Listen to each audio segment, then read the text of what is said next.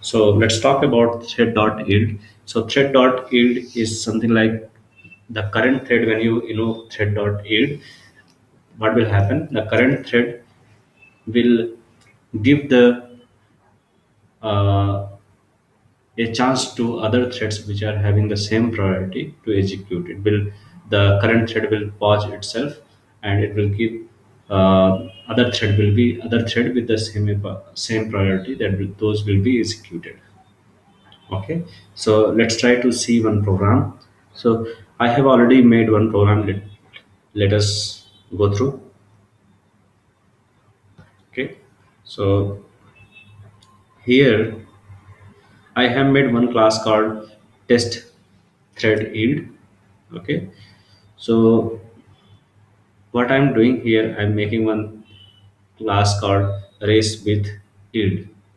Okay, so this class is implementing runnable and which is having run method. What I'm doing, I'm just getting the identifying the current thread, and before doing thread dot yield, I'm just printing the name of that thread, what is the priority, and because it is just starting, and after yield, so because it is just starting, I'm putting starts, and I'm saying thread dot yield, then I'm saying what is the priority and name, and now it ends. Okay, so this is what I'm doing in this run method.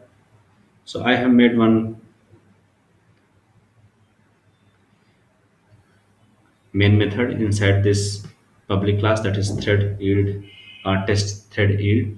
So what I'm doing here, I'm creating one object of this runnable class. That's what we have created. Now I'm creating one thread group. Thread group is a group where you can associate multiple threads to this group. Okay, so we will execute the whole group. So what is happening here, I am creating here multiple threads. I'm creating two threads, t1 and t2. In the argument, I am passing thread group and runnable class and instance of runnable class and name of that thread. Like that, I have T2, uh, which is similar kind of T1. Okay, like that we have T1 to T6.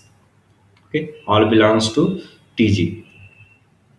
Okay, and all are using the single instance of race with yield class, that is race. Okay, now I'm setting the priority.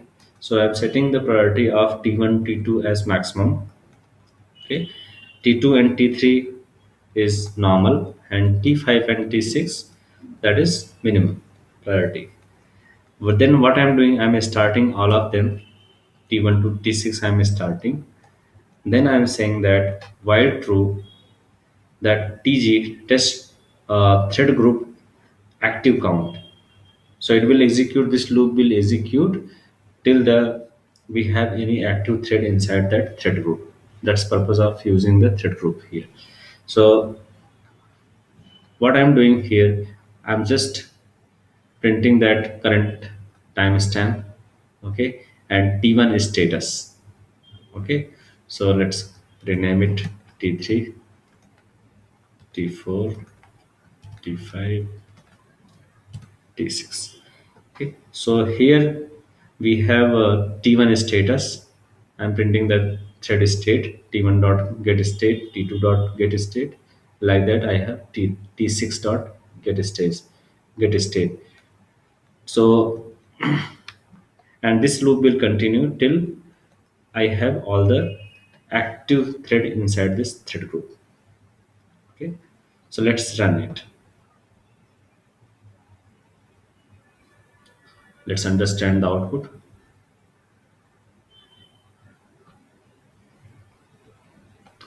Okay, see here, T1 with priority 10, because that is the highest priority, it will start with T1.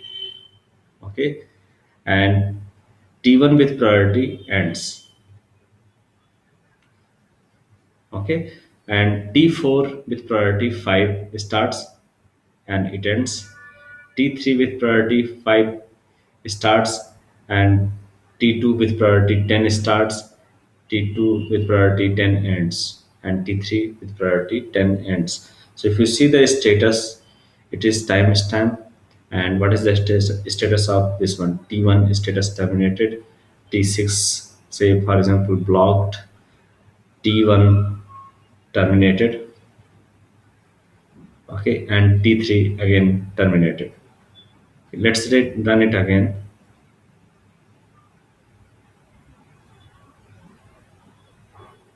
So it is keep on running here.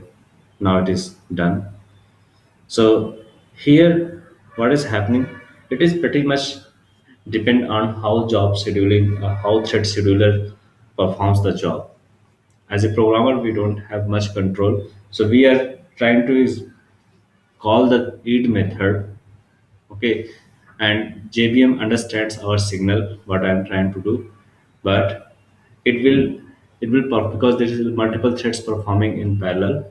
So it is not guaranteed that when your signal is going to execute. Your signal will be executed, but when we don't have control as a programmer. Okay, so that's reason if you run this program multiple times, you will see different set of output. Okay, so see here, if you have say, if you see T1 starts, okay, and then T1 is runnable because it is running and someone made yield. So from running it became runnable. Okay, then it will end here. So it is giving opportunity to other threads to execute. So that's reason T1 is first it starts, then it becomes runnable, then it ends. Okay, so in between runnable, it is giving to other threads. It is giving opportunity to other threads to execute. Okay, so this is all about yield. So bottom line to understand about yield is once you say yield, the it will pause the current thread. If you execute thread dot yield, it will pause the current thread, and it will uh, it will give up the CPU, and other thread with the same priority will run, right? Okay, so that's all about thread dot yield. Let's go to understand about thread dot join. So thread dot join, as I explained, thread dot join is basically it will suppose you have one thread called T1 and another thread called T2, and you are executing thread dot join on T1, say T1 dot join. So what will happen? It will pause the current thread, not T1, current thread till T1 will execute and finish the job. So join basically pause the current thread until specified thread is complete. Okay, so if you use join, it makes sure that as soon as a thread calls join, the current thread will not execute unless thread you have called join is finished. Okay, we will see one example in Eclipse.